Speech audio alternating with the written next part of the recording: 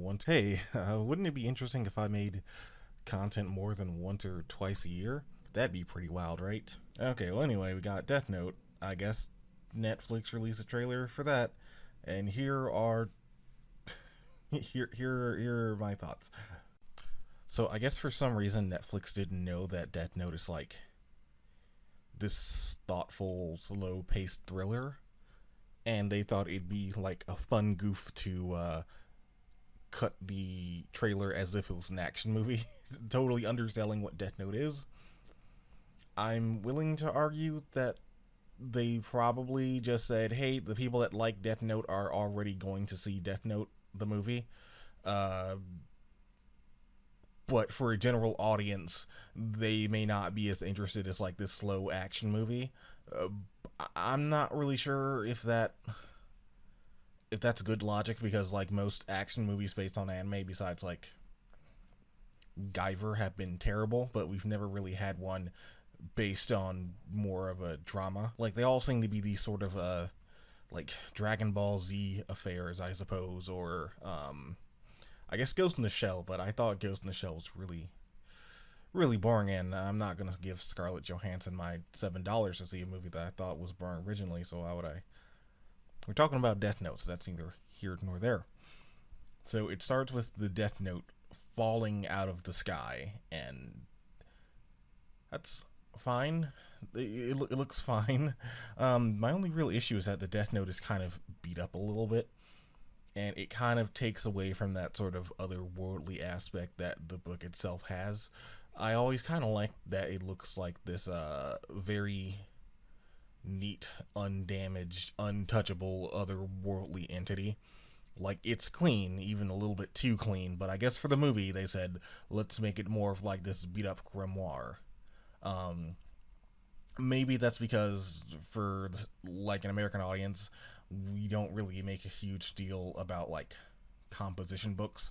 Uh, so it's only natural to expect a supernatural book to look a little bit more supernatural. Like people don't really give a shit about like really fancy looking composition books and pens and stuff. See, I say that, and then people are gonna chime in like, "Oh, I bought this pen for $250 because I know people like that, but it's a relatively small amount of people." Um, Also, I really don't like the made by Netflix font. It's really ugly, and I kind of wish they use a simplified version of the Death Note font. I'm not really sure what this font here is trying to convey. I mean, I suppose if they use the normal Death Note cover art and in the book font, it would make it a little bit more clear that something supernatural is going on here. But maybe they're kind of trying to really drive home Light is a serial killer this time, I suppose. But that's neither here nor there, I guess. And then we have a shot of what's her name, Misa. I think her name is Misa. Um, who I suppose for this version is like a cheerleader and like white, but I guess we'll come back to that.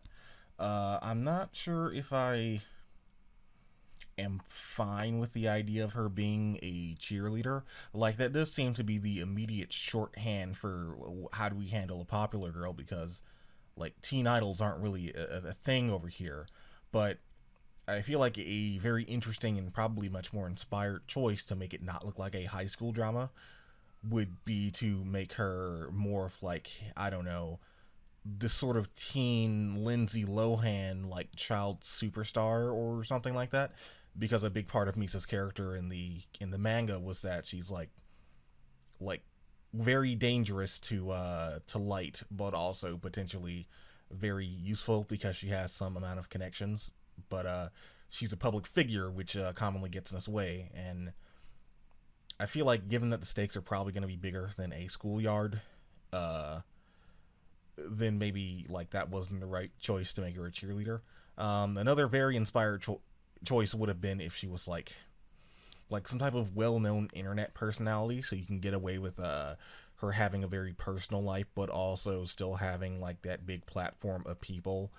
Because like I suppose like a big part of her character was also that she was like stalked, and I feel like a lot of big internet people, once someone figures out who you are, may or may not be that you're going to be stalked.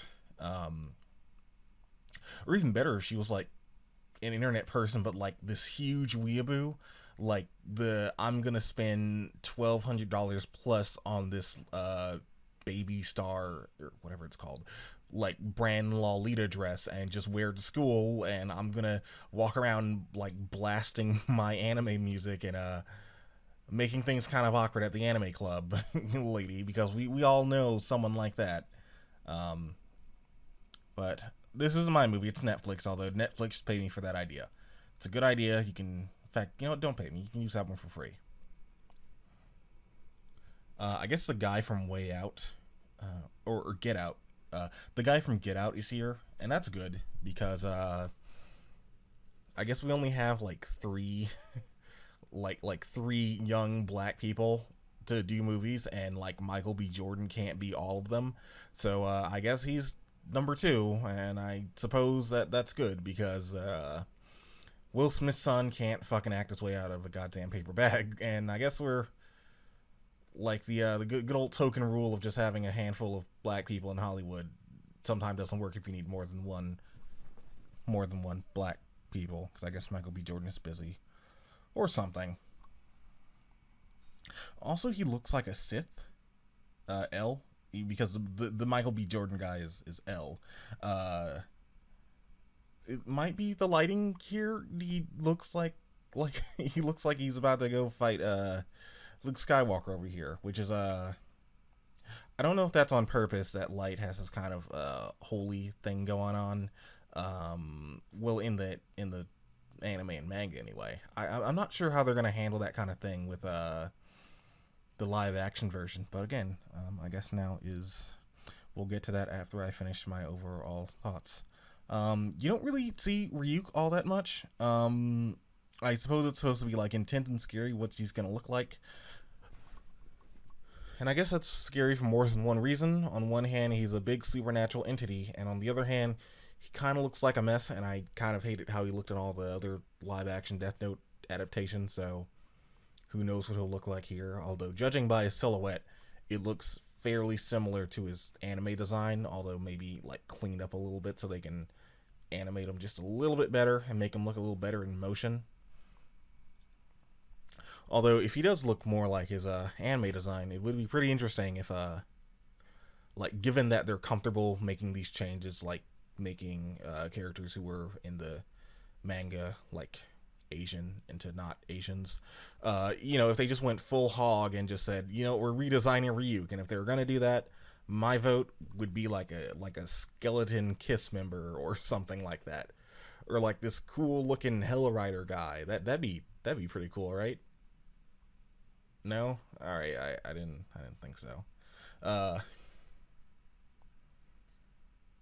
and that's pretty much the trailer. Oh, and there are a bunch of action shots for no reason. Like I know that Death Note the show had a lot of big dumb action shots, but here are some for the movie, so you know that there are going to be explosions.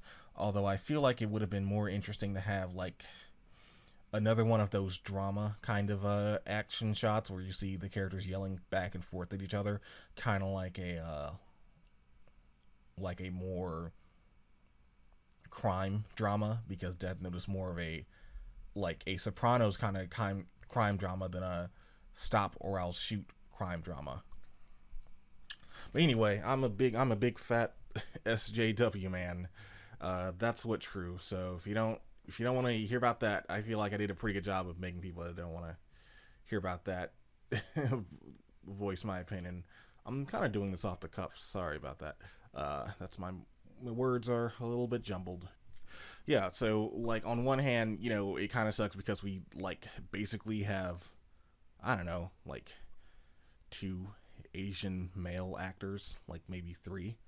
And I guess I'm willing to humor that at some point Netflix said that we need a big A star, and I feel like this is what happened for Ghost in the Shell. We need a big AAA star, but due to like Hollywood more or less neglecting Asian actors as like more serious roles, they literally had a pool of like zero people to look for, uh, or maybe just Steven Yeun. Um, I don't think he's doing anything right now, but I could be wrong on that. So this is more of a case of not the casters being like just straight up we don't want any Asians here, but a case of Hollywood's like chickens of not being Asian coming home to roost. Uh, because hey, we need an Asian. Oh shit! Well, we never gave any Asian people a chance in any movies, so we don't really have any. Um, but that's neither here nor there. Something else that was sort of interesting. That's my phone. My phone is sort of interesting with my non-interesting ringtone. Unless if you didn't hear it, then I guess those were words wasted. So, like, I guess the like not saying that the people that made the movie are like these giant fucking racists and they're these giant Klansmen. That's I mean I don't I don't know the cast of the movie, but I'm guessing that's not true. Uh, so by changing the setting for Death Note and the cast of characters, you now have like a story about like this white guy going in to cleanse quote unquote the American prison system. Uh, that's like by a fair margin like disproportionately black and people of color, which is that's a little bit unfortunate given the current political climate. uh, Although I feel like generally we can agree that prison populations are disproportionately black. I mean, regardless of you think like, oh, black people commit more crimes because they're black. That's more of a crimes of poverty thing because black people are poor for the most part, and I guess people of color are poor, and also get punished more for like minor crimes, like oh you had a little bit of pot, 30 years, and that's that kind of story has really bad implications. However, I'm going to be the optimist here, uh, and say, what if hypothetically, because I heard rumors that some Asian people did try out to be light, and they just were told we're not even looking for Asians for this one. What if Light was like he's comfortable killing these people like in the story because like he comes from a place of like extreme privilege where he doesn't quite understand, and this is my wild crazy conspiracy theory, just humor me for a minute. um he comes from a place of privilege where he wouldn't understand the idea of police brutality or like a crime of poverty. And this is partially why he's able to evade the police for so long, because to write a story like that where he's constantly slipping away, like you may want a white guy to be the star of the movie because hey, like a black person probably isn't really going to roll the dice very much on talking to the police, or I guess a people or people people of color in general aren't really gonna roll the die on like lying to the police just straight up, or just being able to more or less hide in plain daylight, I suppose. Um, so and maybe maybe that is why maybe that's why L is black dude. That'd be interesting, right? If this guy who is like maybe not in himself a racist, but very obviously abetting and spouting like a mentality that is very friendly to racist, i.e., these guys, they're thugs, they're criminals, as opposed to human beings who may or may not have been given a fair chance, or at the very least the opportunity for a second chance at the rehabilitation. Let's just get them out of here. They don't have any worth. They're not adding anything to society. There's these poor fucking thugs and morons who are gonna beat up your kids and take their lunch money or whatever. And it's up to a black man to step in and say, I don't know about all that. um, that's an interesting take on it. That like that's a interesting theory that I thought, and I don't think that's gonna be the case. But if it is, I will eat my hat. I will find the director of this movie and give him a check for $10 to buy himself a fancy beer. Because yeah, like before knowing the movie, like before I heard this theory, I was like, man, it's fucked up. You're whitewashing these characters and blah blah blah. But if that was the thing, I will literally write down every word that I have ever said negatively on other social medias for this movie. Like I will write them down, handwritten. Get my phone camera out and I will take the paper and I'll eat it. I will quite literally eat my words, send it to the team that made the movie. I will post it on the internet. Me eating all of my words. um, but I'm kind of doubtful that's the case. But overall, I feel like Death Note is probably going to be a decent movie. But I'm also getting the feeling that the trailer just like undersold what it's supposed to be, not being a thoughtful take on like privilege in America and not giving it any consideration for the people that have it, because I don't think that's going to be the case. But in the sense of this is a slow, thoughtful action movie, like it's a psychological thriller with a bunch of supernatural elements to it. Because for some reason, I guess they decided to shoot it like an action movie. But yeah, I guess that more or less sums up all my thoughts on Death Note. Also, I think the last name Turner is kind of dumb. I'm pretty sure, like, in Japanese, Yagami doesn't sound like a real name. That's my phone again, and I'm looking like a non-professional man, but that's okay. That's okay. This one isn't professional. It's just for me. Um, so yeah, I'm sure that movie will be fine. It's kind of lame that you know, like regardless of how you feel about like oh these fucking SJWs going around making a big deal about whitewashing. How come it's okay to cast a black guy for L, but it's not okay to cast a white guy for Kira? Regardless, I think we can all agree that because you can't really name more than like 5 Asian actors off the top of your head, uh, it would be nice if we had more. Like I don't think that's a very controversial statement. I guess given JonTron, it's kind of hard to be controversial now. I'd have to really, really step it up and just say I hate those fucking